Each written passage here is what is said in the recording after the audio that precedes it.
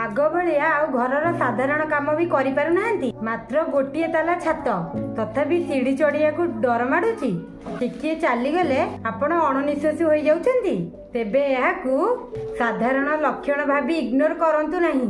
आपण भाबुथिबे आपणक शरीर दुर्बल होई गला, किंतु केबे केबे एही दुर्बलता ब्लड पाई की होई पारि थाए।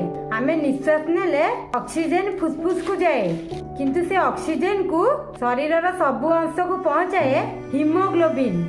जदि हिमोग्लोबिन कमी जाए बा शरीर रे रक्त कम थाए तेबे ऑक्सीजन डेलीवरी मध्य कमी जाए। फलरे शरीर कहे मते आउ ऑक्सीजन दरकार, थिपई टिके कामरे भी हालिया लागे।